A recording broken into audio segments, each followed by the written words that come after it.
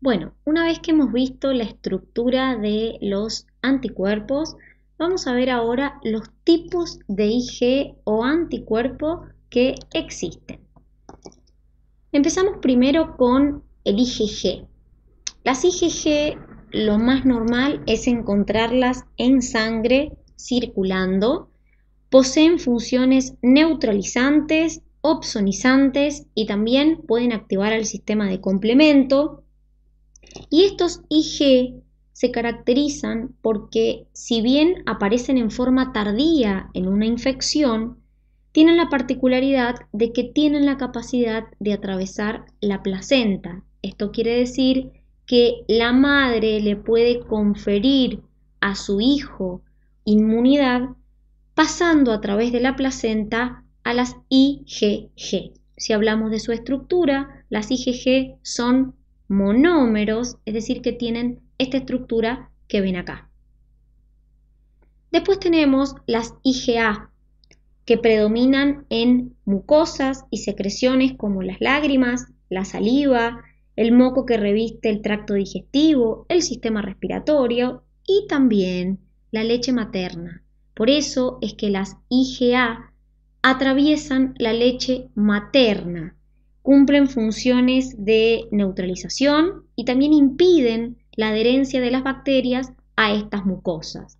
Si hablamos de estructuras, en este caso son dímeros, como vemos acá, es decir, acá tengo un anticuerpo y acá tengo otro, es decir, es un dímero.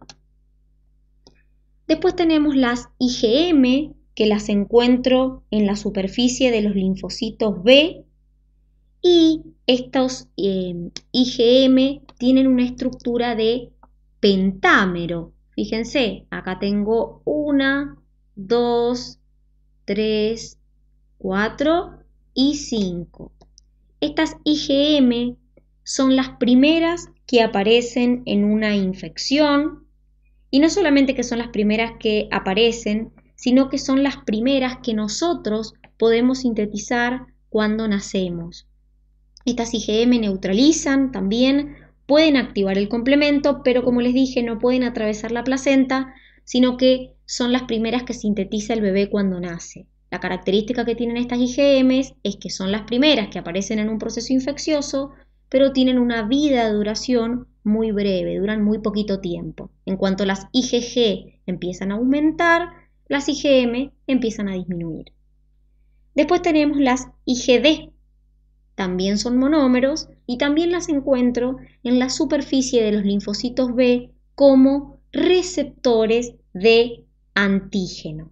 En este caso, se cree que actúan como, o en procesos, mejor dicho, fagocíticos, pero sí se sabe que son receptores o que actúan como receptores de los linfocitos B.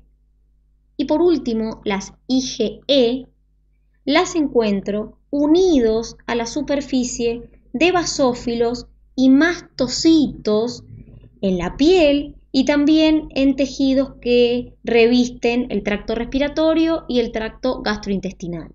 También son monómeros y estas IgE, como liberan histamina, participan en reacciones alérgicas, es decir, lo que hacen es incrementar las reacciones alérgicas. Por eso las personas alérgicas normalmente tienen las IgE aumentadas. Entonces, en este caso, los voy a encontrar a las IgE en la superficie unidos a basófilos o a células cebadas, que recuerden que son los mastocitos. Y en este caso también son monómeros.